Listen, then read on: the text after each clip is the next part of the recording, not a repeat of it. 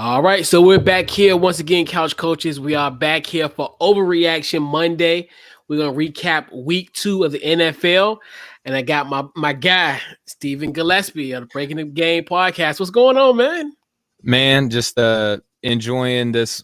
I guess you could call it a vacation. I'm currently moving from the state of Washington to the state of Georgia with 3 kids and a pregnant wife. So, it's been an adventure, but, I'm glad to finally be able to put in a little bit of work with you, Couch, man. It's been too long. I'm glad that you had me on today, man. Yeah, it's very long overdue. And man, definitely just shout out to you, man. A cross-country trip is daunting. And for you to handle that handle it, hey man. I appreciate that, man. Yes, indeed. I appreciate it. Yes, indeed. No problem, man. And we'll definitely get to that. So, and you see, I got my sexy facial hair starting to come in now. Hey, man, you got to. In a while. Yeah. It's a par for the course. That facial hair is, you got to have that facial hair. All pepper right now, no salt yet, but maybe eventually I'll be let in the club. Yeah, you got a few more years. You'll be getting there. Trust me. It's inevitable at this point. It's gonna happen. Give yourself about 2 or 3 more years. You'll start seeing something. You'll start seeing some, a little bit of salt in there. There you go. You'll wake up one morning. You'll be like, oh boy, where this come from? Right. I know it'll happen sooner or later. So yeah, it will. But yeah. So let's talk about week 2 of the NFL season. So who was your biggest winner in week 2? Biggest winner in week 2 for me has got to be, I'm going to come across a little bias here, but the LA Rams. Everybody who knows me knows that I've been a big Rams fan, my whole life. And we did a preview of the NFL not too long ago. And, a lot of you guys were more high on the Rams than even I was. And a lot of that has to do with, Jared Goff and, the lack of a running game that I did not see coming. And, the fact that we're 2-0, I think in the NFC West is pretty impressive. Week 2 overall, there's a couple other ways that I could go on this, but, if speaking based on what I know the most, that's the Rams. And, with the limitations of our roster and the financial limitations that we have now, it's, the subtractions that we had to our overall roster, I would say the Rams are just as strong a contender for biggest winner as anybody, because we just blew out, the Eagles, and, the week before we took out the paper Super Bowl champions, Dallas Cowboys, so it's when you can knock out 2 NFC East opponents in consecutive weeks, it's pretty good. Yeah. And these could be 2 teams that could potentially be in your way as far as playoffs. So you can kind of, exactly, if it's ever, if it's tied or whatever, you got the tiebreaker. And I agree with you with the Rams. I think the Rams did a great job. And you think about it, because now you got to compete with the NFC West, which is now, you look at it, is arguably the best division in the NFL, where you got 3 teams that are undefeated. Mm-hmm. Like you guys, the Cardinals, and 1 500 team, right? Or I'm sorry, in San Francisco, Mm-hmm. And because combined, y'all guys are 7-1, and that's because Arizona beat San Francisco. So just imagine if so you got and that's another thing where that race is starting to beget, and now you're looking at with San Francisco with their injuries and how they're going to be able to recover long term. I look at this is one of those teams where the Rams are in the driver's seat, obviously with Seattle, and obviously with Seattle and Arizona, where the 3, I think it's gonna be a 3-man race at this point, especially now with the injuries that's going on with San Francisco. Right? Yeah, I wasn't gonna dive into that, but that's it's incredible to me that the Rams, because we're a couple seasons removed from that Super Bowl blunder against the New England Patriots, who we have a long history with, as far as being Rams. And I was, like I said, I had written off Jared Goff. I was still kind of suspect of him. We're only 2 games in, and I know it's called OverReaction Monday, but it's, going up against any team with Jared Goff, it's kind of like you live by the sword, you die by the sword type thing. Yeah. That's a huge shout out to our guy Chris LeBron. Hey, what's up, Fred? So yeah, appreciate the love, man. Yeah. All right, so I guess I addressed the elephant in the room. I think who had the biggest win of the week, and shout out to my guy Jeff, my guy. And he said Cowboy Nation, and me as a Washington football guy, it pains me to say it, but I think what they did last night against the Falcons, especially being down by 20, and then that point was down 20. What was it? They were down by 19 at halftime. Right. And that was a season-saving victory for them, because to me, for them to fall 0-2 and then having Seattle next week, potentially facing an 0-3 situation going, before they head into the month of October would have been very, very problematic to start. So they essentially saved their season at this point. And the Falcons, like, how did that happen? And it's so funny. We're used to seeing them, not being able to hang on to leads, correct? Yes, but this might be the worst one than the Patriots one. At least with this one, the onside kick. Now, I understand there the marbles. Of course, obviously, there was more implications because that was a Super Bowl. But man, like, this was an epic collapse. Like, it's funny because because we had our game at 4:00, so I was kind of like channel surfing, doing my thing, and then I'm looking, okay, Cowboys getting crushed, and I'm like, okay, we'll see, what's going on.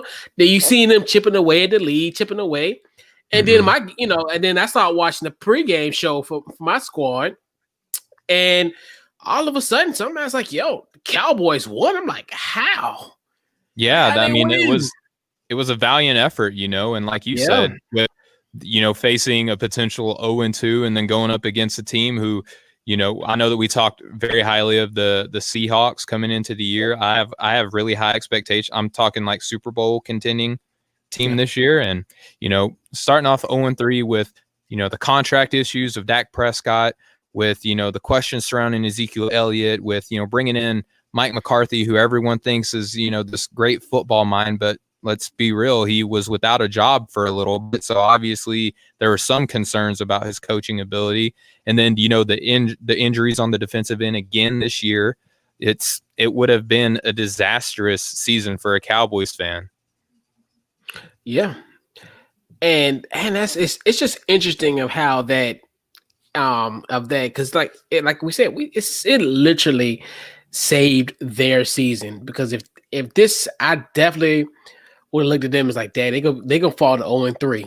At least with this one, it kind of blows the cushion for them. But they got a favorable October schedule, so this win definitely is going to help them going forward. And going forward, and in September and then going into the month of October, and it saved their season. But Atlanta, my goodness, like, yes, how did you not recover that onside kick?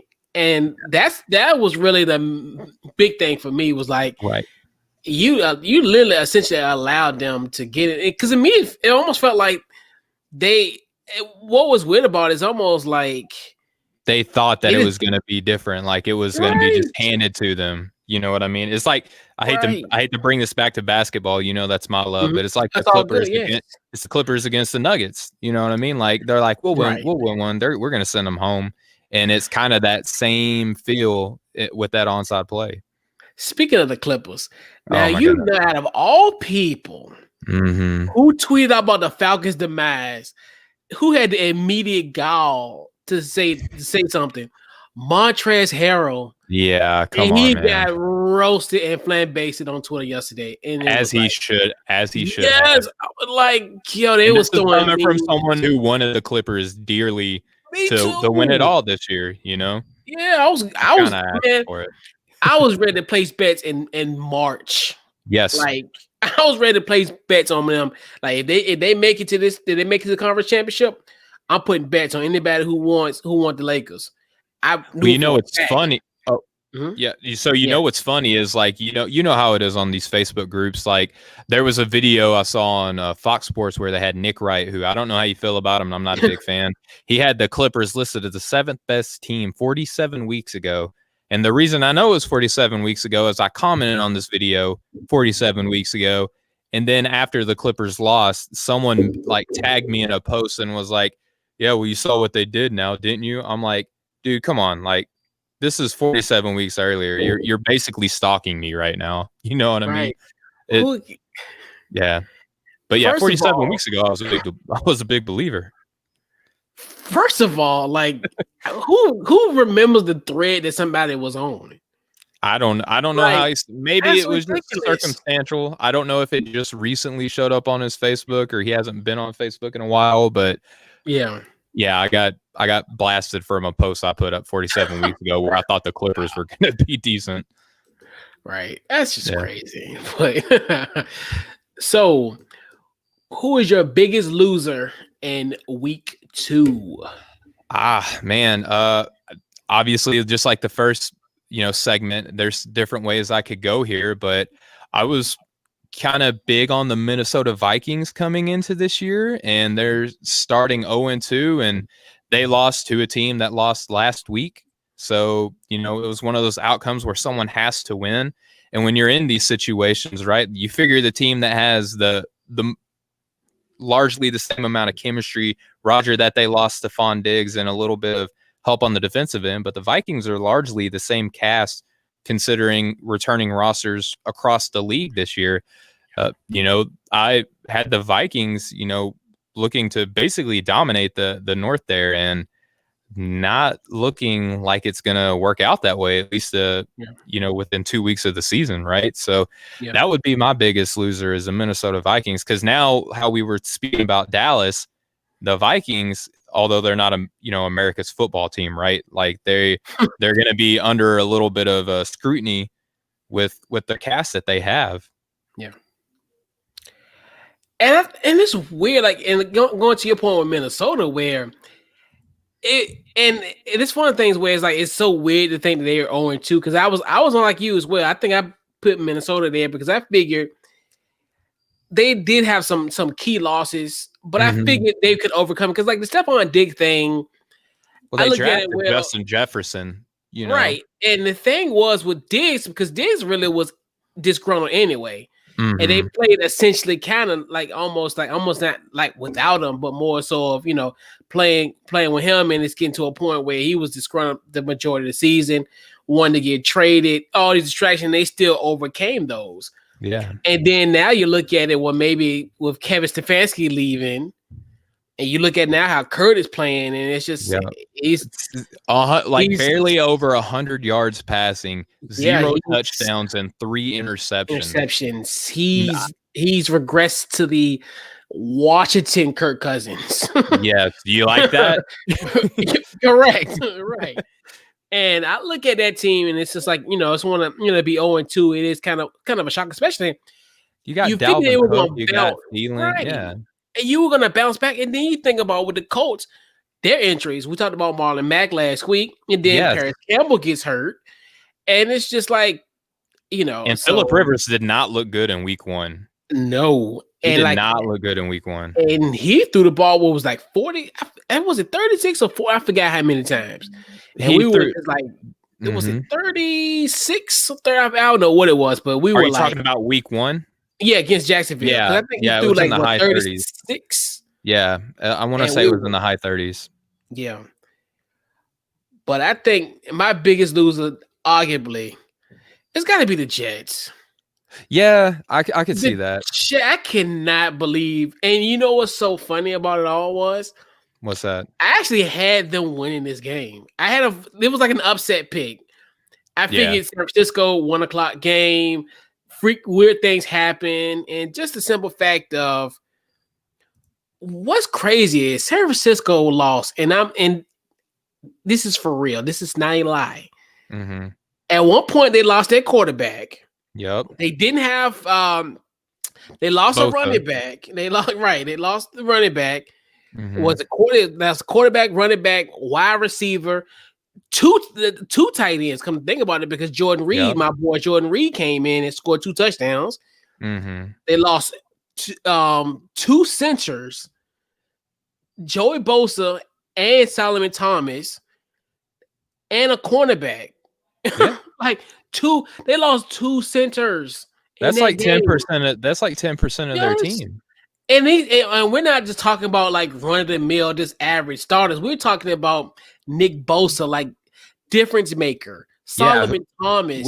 We had guys projecting him to be, I think, a defensive player of the year candidate on our NFL preview. So yes, high expectations from him. Yes. And then and you still lost 31-13.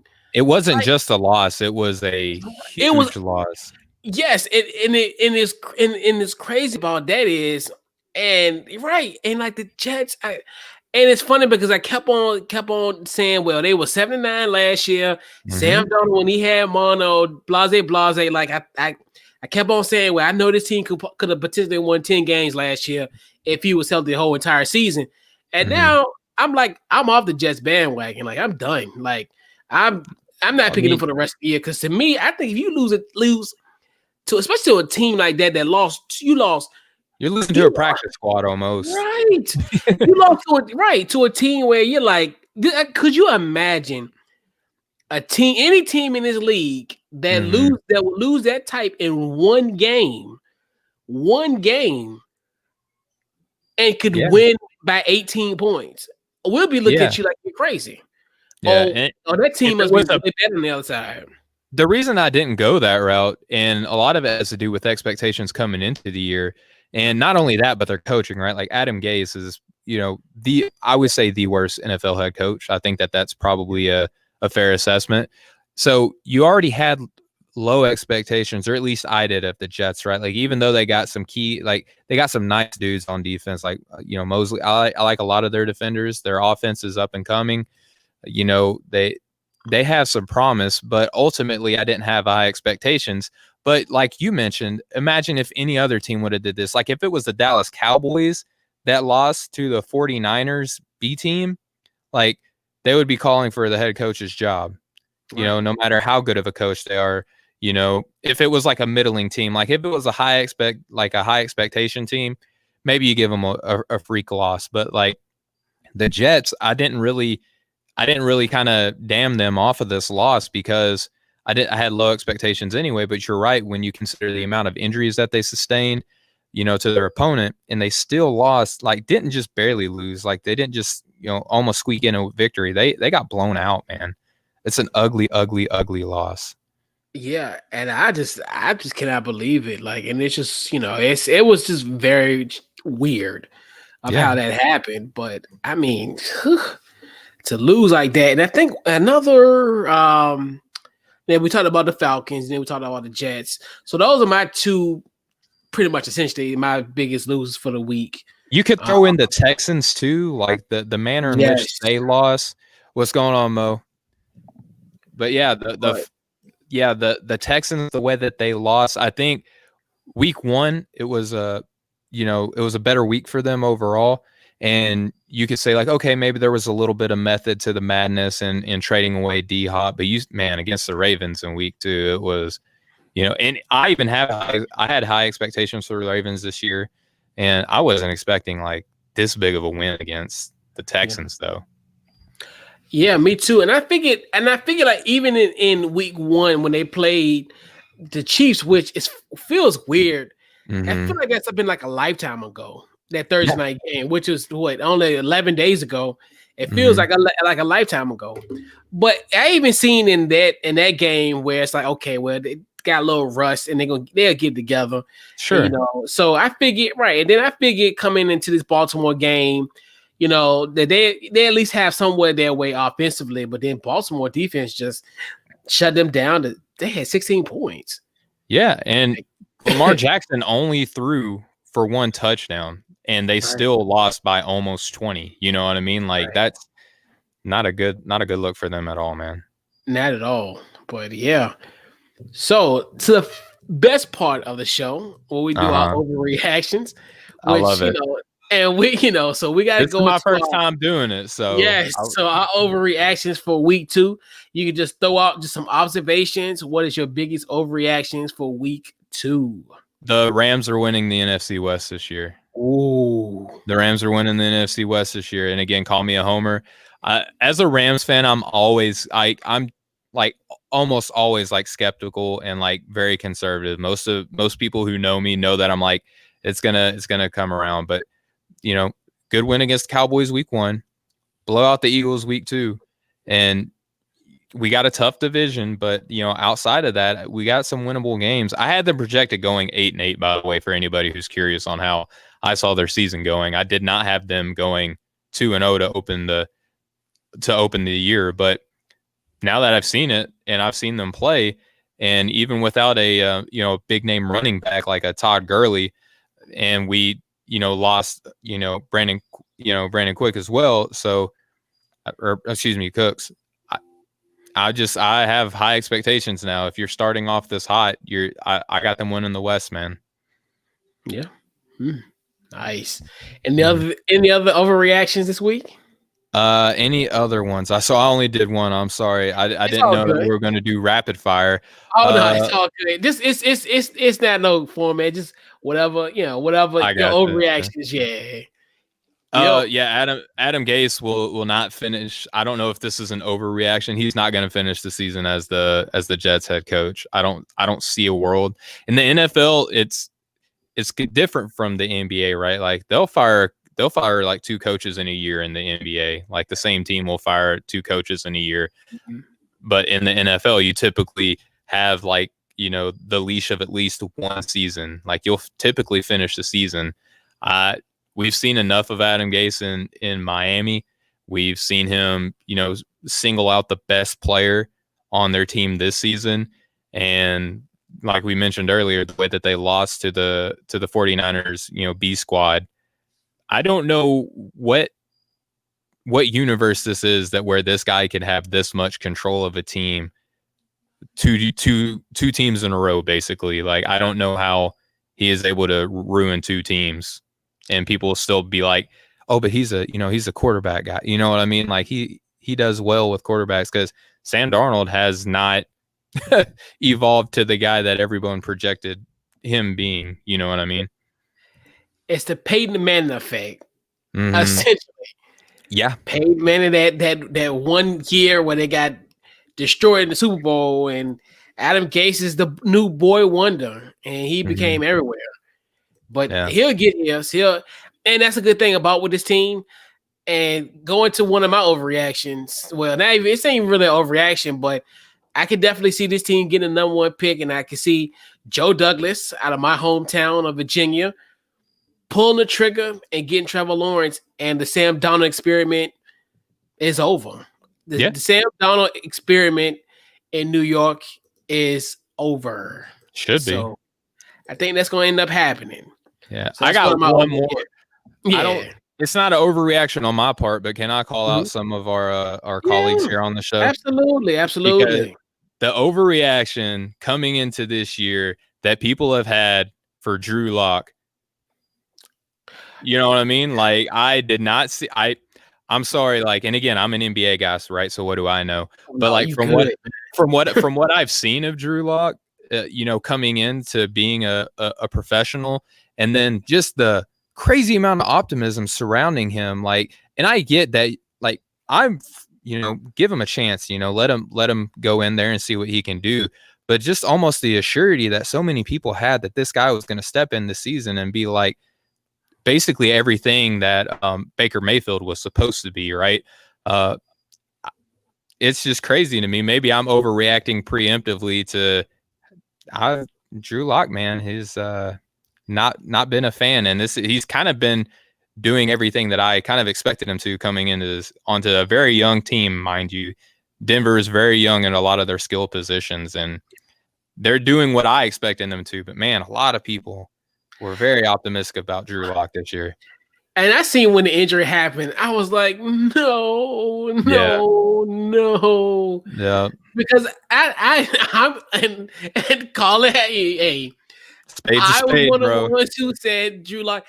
was an up and coming guy. I would not front, and I will put my name to that. And I figure it's gonna be the naturalization process as he get as he go forward.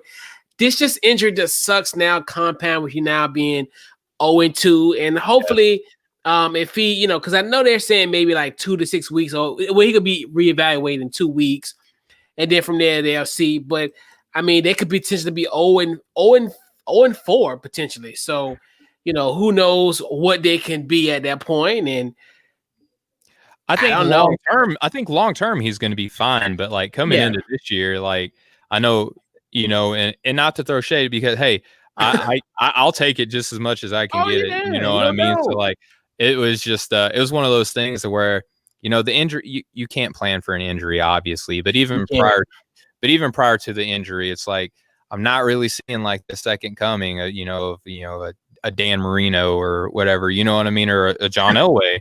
I wasn't seeing the second coming, but I know that a lot of people were, and I felt like it would be fun just to kind of bring that up. Yeah. So I got how many? I got 3 of them. 3 overreactions this week. Standing by. So Josh Allen. The Buffalo Bills have an official franchise quarterback. They have their Jim Kelly of this era. Jim Kelly. Yep, there you go. They have their Jim Kelly of their era. Mm-hmm. Josh Allen, what he's doing at this point, he's having a sneaky but quiet but productive MVP-like season. Okay. In a year of a Russell Wilson. Westbrook. Different MVP. You know what? And I don't feel bad because I used to do that often. Mm-hmm. Everybody does it. Like everyone does. Everyone does that. Everyone does that. And I'm like, now that makes me feel good. And plus, and the crazy thing about it, because Russ is from this area, so about Russell Wilson, what he's doing, fantastic. Another one, and I'm gonna say this reverently. I am sorry, Justin Herbert. I am sorry. I am from the bottom of my heart. Justin Herbert, I apologize. I trashed you and flambased you during our NFL draft preview. Mm-hmm. And I was like, you know what? Why would the LA Chargers get somebody like that? But you know what? What he did yesterday, mm-hmm. and so to me, the LA Chargers are on the verge. They are, hey, this is new uniforms, new arena, new franchise quarterback, new who's this? So they're in a new era. So to me, I apologize already. I'm not on the Justin Herbert bandwagon quite yet. I could be the treasurer of his fan club by the end of the year, give or take. Master at arms. Right. I could be ceremonies. Right. I could be on the board potentially. Right. Might upgrade to treasurer by being ushered. December. Right. But I don't know about being the president quite yet of his fan club quite yet. But what he did yesterday was fantastic, and then especially in spot up duty, because you think about it, he only knew of his starting within minutes of the game starting. So for him to come in kind of, not knowing, that just shows you his preparedness, and to me that just shows you, he's putting in the work,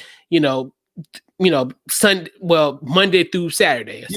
Week by week basis. Hey, but just real quick, man, just go ahead and embrace being a president of a fan club, because I got bestowed the honor of being a Ryan Tannehill fan club guy, and I mean right now it's looking good. He was 18 of 24 last week, or this week, and 4 touchdowns.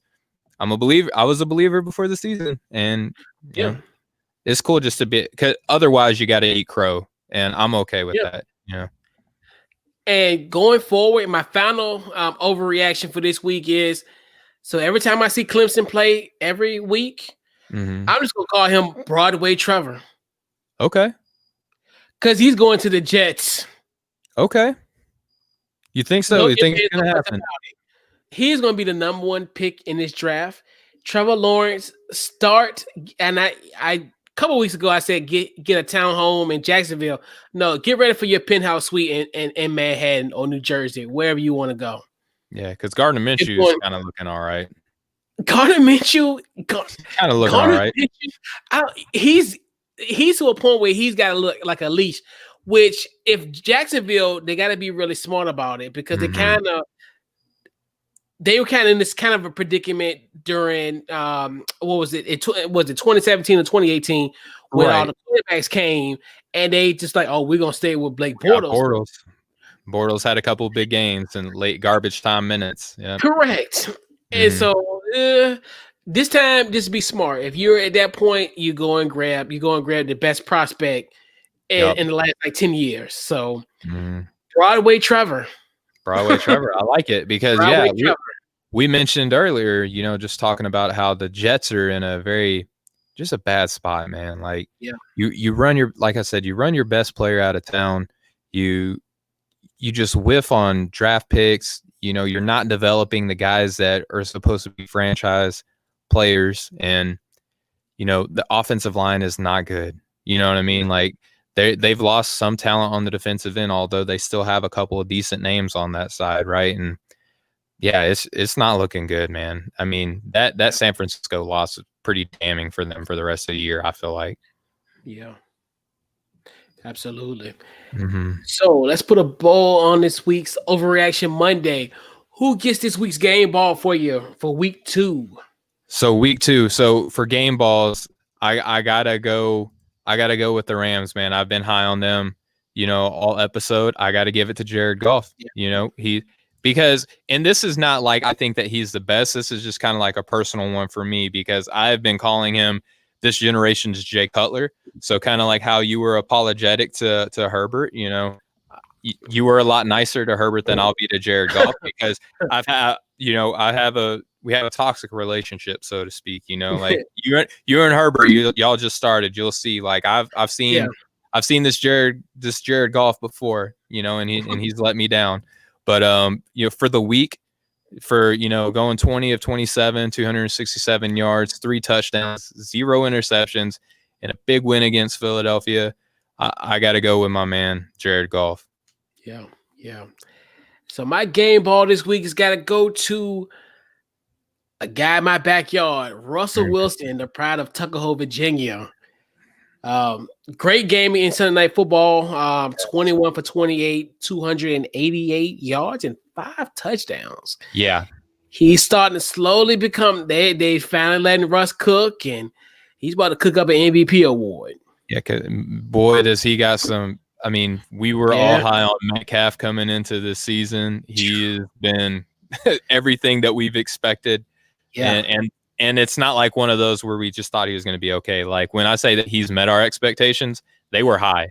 You know, and it would be hard to exceed those, but you know, he's met those high expectations that a lot of our team had put on him coming into the year. Yes, he has. And this is just the beginning. Like, so just imagine, and this is going to just keep on going and just gonna keep flowing, and especially if they stay healthy, that's going to be a deadly combination. That's going to be the key, is the health, because you know we're seeing it this week. You know, the injury bug is out there in the NFL right now, and then with one team. Yep, just one team. That's crazy. So yeah, man. So, Steven, where can they find you on social media? Yeah, and again, you know, coaches, I appreciate you having me on, and it's just great to be back here doing some work. I know that I got to get my sea legs back, but you know, for people who want to find me, they can follow me at Twitter at StevenBTG. That's for Breaking the Game, the podcast that I do with my co-host Austin Carr. You know, you can follow me on Instagram at Stephen W. Gillespie. You know, we got a lot of awesome work on the website, you know, offtheballnetwork.com. I'm predominantly, and I think really the only thing that I have written has been basketball related, but you know, I do try to come on here and keep my stuff straight on on the football side of things. And, you know, just check out the website, everybody, please. There's a lot better folks than me on there, and you won't be disappointed. A lot of our guys have, you know, recently put out some great work. Shout out to our guy, our VP, you know, Jeff Hunt did a great job with you know, the kind of barriers that have existed in the NFL at the quarterback position. So go check that out. Yeah, absolutely. Yeah, that was a good read. That was It was really a good great read. read. Yeah. Yeah. Jeff is putting it down, man. That's Definitely why he's the VP, man. That's why he's absolutely. yeah, Absolutely. He's a pod father the Podfather. Yeah. of our network, creating Yeah, the ideas. Bill Simmons. Yeah, Yep. yeah. He's a pod father of the Yeah. operation. So yeah, man. So definitely appreciate you, Steve, for coming through this week on this week's Overreaction Monday. Oh man, it was Man, a pleasure. you It's know, like I say all the time, man, and it's not just blowing smoke. Like yeah, anytime I get a chance to link up with you, man, it's a good day. absolutely. And the same, I feel the same way, brother. Mhm. Yes, indeed. Always a good time. Yes, sir. Yeah. So this has been this week's Overreaction Monday. Man, we'll catch you guys next week. Much love, everybody. Sir.